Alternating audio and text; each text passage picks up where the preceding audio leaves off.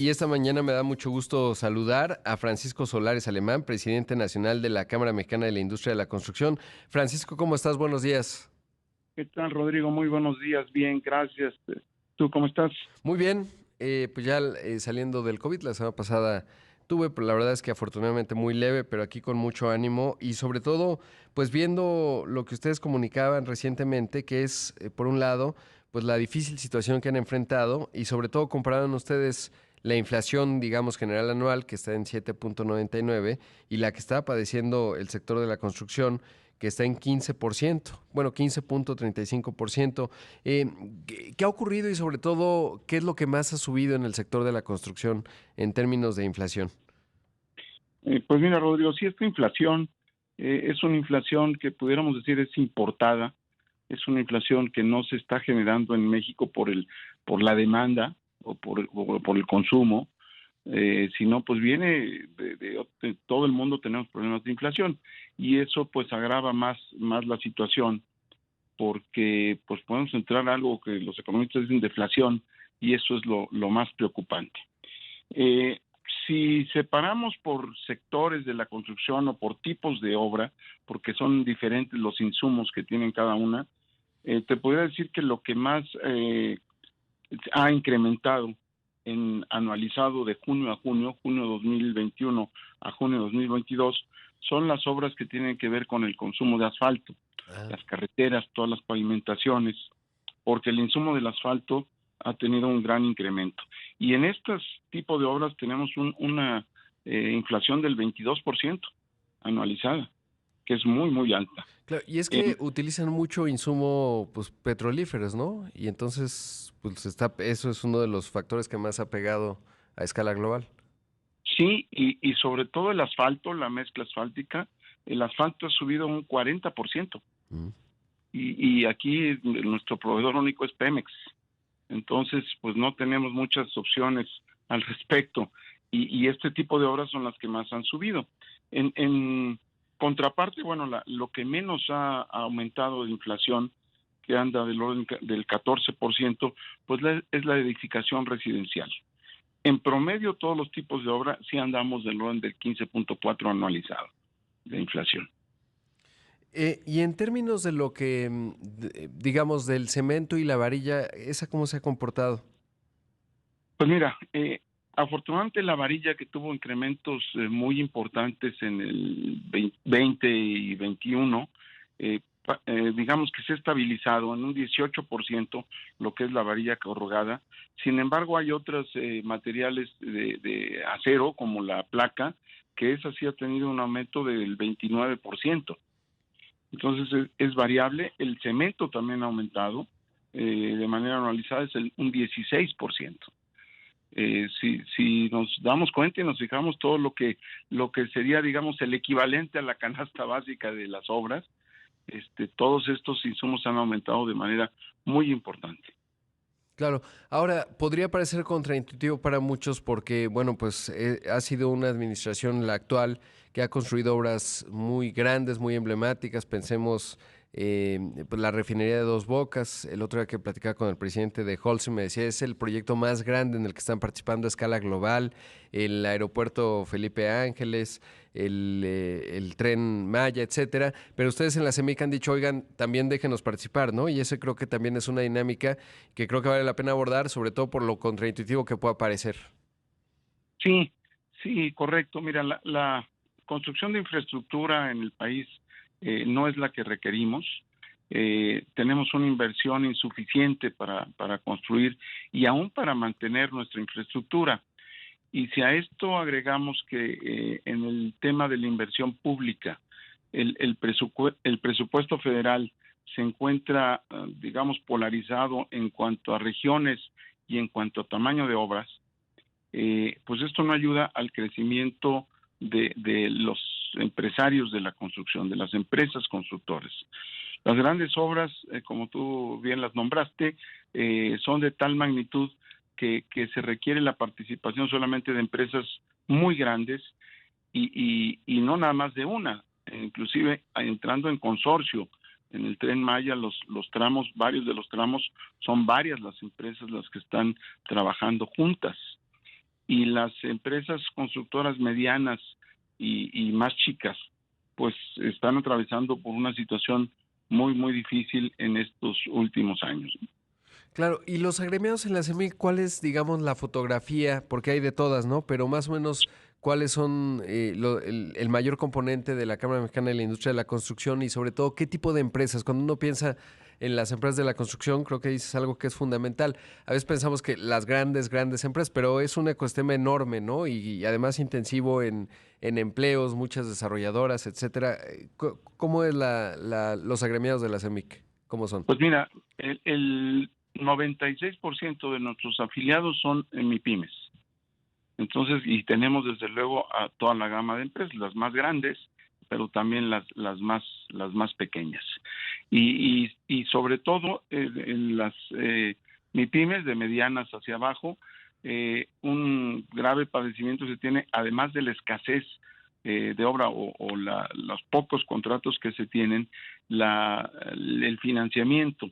El financiamiento es otro de los factores que está influyendo en las condiciones difíciles que tenemos, porque los riesgos del constructor pues no los corren la banca, ¿no? Entonces, la liquidez nos está apretando y peor con la inflación.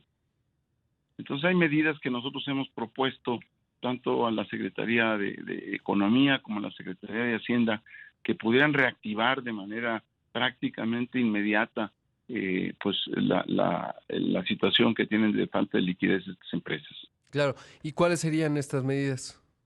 Pues mira, primero, en actualmente te podría decir que se ha tomado la costumbre de no dar anticipos en las obras públicas a pesar de que la ley de obra pública lo permite. Y entonces no se está dando anticipo y eso ya hace que el constructor que gana una obra pues tenga que buscar financiamiento pues en donde pueda y a los costos que puedan. Esto se pudiera evitar si se da anticipo, que además todas las obras que hace el gobierno tienen ya una autorización de partida presupuestal, es decir, el dinero ya existe Claro. antes de que se concursen. Por otro lado, también estamos pidiendo que haya un pago oportuno, un pago de acuerdo a lo que dicen los contratos.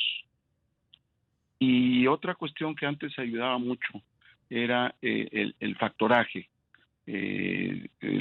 Todo esto actualmente las grandes contratantes y todos los contratantes de obra pública, las entidades contratantes de obra pública no están inscritos en factoraje a pesar de que este instrumento muy importante que tiene NAFIN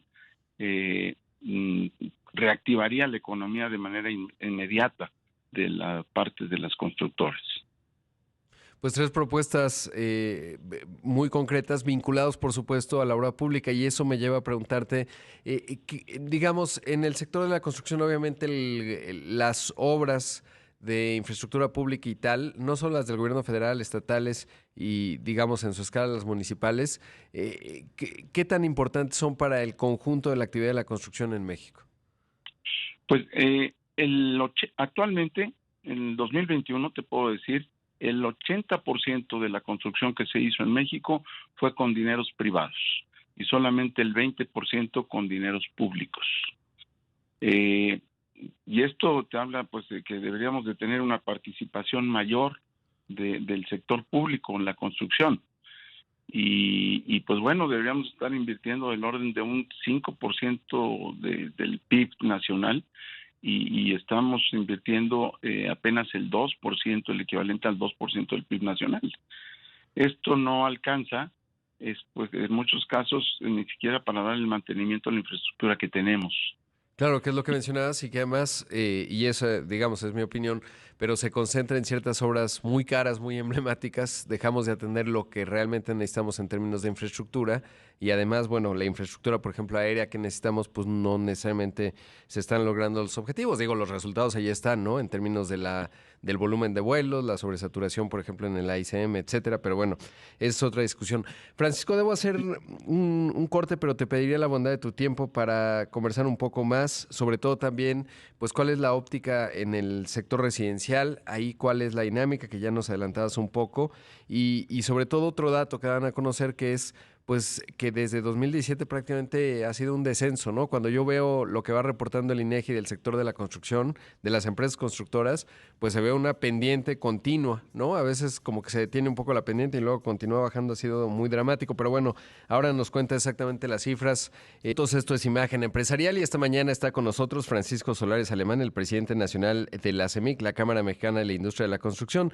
Francisco, y preguntarte qué o cómo está el sector de la residencial, el de espacios comerciales, sé que parques industriales va bien, y una pregunta muy específica y es, ¿cómo ha estado el ambiente, digamos, regulatorio? Porque cuando platico con desarrolladores, pues sí, siempre ha sido, y eso forma parte, digamos, del escenario, que siempre resulta muy complicado el orden local, en el caso de la Ciudad de México, por ejemplo, las alcaldías, en muchos casos a nivel municipal, luego el orden estatal y luego el orden federal, y todo ello pues hace realmente complejo, opaz y complicado construir en México, por ejemplo, en el sector residencial. Pues sí, tienes toda la razón. Hay varios factores y uno de ellos, hay varios factores que inhiben el crecimiento el inmobiliario en las grandes urbes, sobre todo en la Ciudad de México, pudiéramos hablar, que tiene más o menos el 70% del mercado inmobiliario nacional. O sea, es muy importante lo que se genera aquí en la Ciudad de México. Y en ese tema, pues hemos propuesto nosotros en nuestra delegación de la Ciudad de México a la jefa de gobierno, pues que se acelere esa reducción de trámites y esa duplicidad que se requieren varias instancias para poder obtener una autorización de construcción pues de cualquier tipo en la ciudad. Por otro lado, hay un factor importante que tiene que ver nuevamente con la infraestructura, que es fundamental para toda la infraestructura básica. Se han hecho, vuelvo a insistir, inversiones no suficientes, por ejemplo, en el tema de agua, en el tema de energía. Estamos viendo en las grandes metrópolis, ahorita en Monterrey, que tiene un boom inmobiliario, pero resulta que pues ahora no tiene agua. Y no tiene agua porque pues en su momento no se tomó la decisión de hacer las obras que se requerían en años pasados, y ahora se están viendo los resultados con este periodo de sequía tan importante que cada vez van a ser más frecuentes, ¿no? Esos problemas desde luego que están deteniendo la inversión y la producción de residencial y de todo tipo del sector inmobiliario. Y también hay otro factor que es la falta de confianza que se tiene en estos momentos para poder invertir en construcción. Según el INEGI, si medimos o lo que ha medido el INEGI en relación a que si este es un buen momento para invertir en construcción, estamos del orden de 30 puntos, cuando el límite, digamos, entre confianza y desconfianza anda en 50 puntos. Entonces estamos muy por abajo de la inversión que se requiere, y esta falta de confianza pues tiene que ver con algunas de las políticas económicas del gobierno federal, que pues todavía no dan los resultados que se requieren, y además exigimos el restricto cumplimiento del Estado de Derecho, que en muchas ocasiones sentimos que se ha vulnerado. Sí, claro, eso es un tema fundamental. Ahora, ¿y cómo se ha comportado, digamos, el sector de la construcción? Porque antes del corte mencionaba yo, bueno, pues recuerdo que en 2017, digamos, ya lo que se anticipaba sería, digamos, una elección y con la incertidumbre que eso genera empezó a disminuir, digamos, el sector de la construcción relativamente normal en términos cíclicos, que final del sexenio siempre en las definiciones pues baja un poco y luego ya retoma en tanto hay claridad en el que otra parte importante es el Infonavit, porque ahí se plantea cuáles son los parámetros de la vivienda de interés social, etcétera, que también es muy importante. Y por el otro lado, bueno, pues vino, lo sabemos, en el periodo de transición, la cancelación del aeropuerto de Texcoco, y a partir de ahí, pues no, o sea, el sector de la construcción, vaya que la ha pasado complicada. Sí, sí, es correcto, y bueno, pues hay algunas decisiones que ha tomado el presidente de la República y que consideramos que pudiéramos existir algunas otras opciones. hablas bien de la cancelación del aeropuerto de Texcoco y que bueno, ha tenido un costo muy importante el que tengamos un aeropuerto ahora, el Felipe Ángeles, cuando pudiéramos haber tenido ya a estas alturas el aeropuerto de Texcoco y a pesar de que los números que se dan eh, hablan de un ahorro, de una disminución de la inversión que se tenía prevista, pues bueno, pues hay una opacidad en cuanto a los costos realmente que se tienen, porque el aeropuerto lo construyó el ejército y el ejército invoca una ley del ejército que habla de que no se pueden dar datos cuando se trata de seguridad nacional. Sin embargo, pues las obras civiles nosotros consideramos que no son de seguridad nacional y que no hay por qué no transparentar el uso de los dineros que son dineros aportados por todos los mexicanos. Sin duda esto es clave, sí. Sí, y bueno, volviendo a la situación de las constructoras, te puedo dar un dato que sí es para tomarse en cuenta. De 2008 al 2021, en 13 años, las empresas constructoras de México hemos facturado, por así decirlo, o sea, hemos producido un 36% menos. Y esto habla de ya una curva que viene desde antes de la pandemia y también desde antes de la actual administración. Y si lo comparamos también con la inversión, inversión en construcción, definitivamente, que también ha bajado del 2008 a la fecha, tenemos un 17% menos la inversión. Oye, Necesitamos. Sí, dime, Rodrigo. claro, no, ¿y tendrás el dato 2008-2021 en términos de personas que laboran en el sector de la construcción? Sí, sí, mira, de 2000, déjame ver si lo tengo por aquí en la mano, 2008 a 2021. Sí, y te quiero decir que el empleo en lo que es toda la cadena de valor de la construcción se ha recuperado a los niveles que teníamos antes de la pandemia y aún antes. Estamos hablando de más de 4 millones de empleos los que genera toda la cadena de valor de la construcción. Ya estamos en el orden de 4.400.000 empleos, pero incluye, por ejemplo, todos los empleos que generan las cementeras, lo que genera la parte del acero que se dedica a construcción. Todo eso son lo que implica del orden de 4.400.000. Sin embargo, el empleo en las empresas constructoras, pues ese se ha mantenido a la baja y estamos teniendo pues una reducción también, pues esta la tengo del 2008 para acá, casi de un 25%.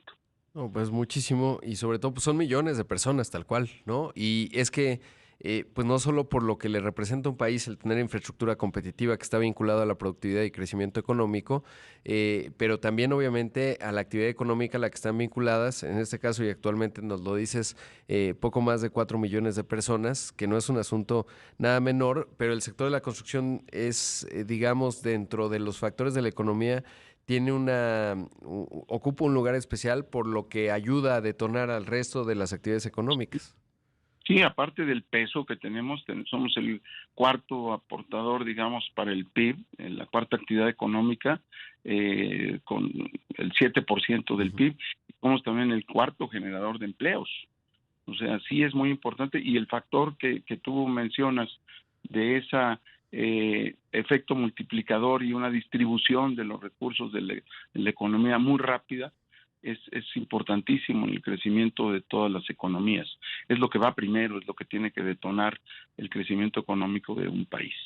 Pues Francisco, te agradezco mucho la entrevista. Ojalá se escuche, digamos, la propuesta que están haciendo en términos, pues, de reactivar el factoraje, de dar los anticipos, etcétera, y que en la parte de lo que viene del Istmo, que parece que vienen buenas inversiones, a mí me parece que hay buena orientación en la rentabilidad, pues vayan de la mano de ustedes también para que, pues, ayuden a reactivar este sector que es tan importante. Pues te agradezco mucho, Rodrigo, claro que sí, y el proyecto del Istmo de Tehuantepec debe ser el proyecto de este sexenio. Es un proyecto importantísimo y que puede detonar no solamente la economía de la región, sino la economía del país de manera determinante. Así lo veo yo también, Francisco. Muchísimas gracias.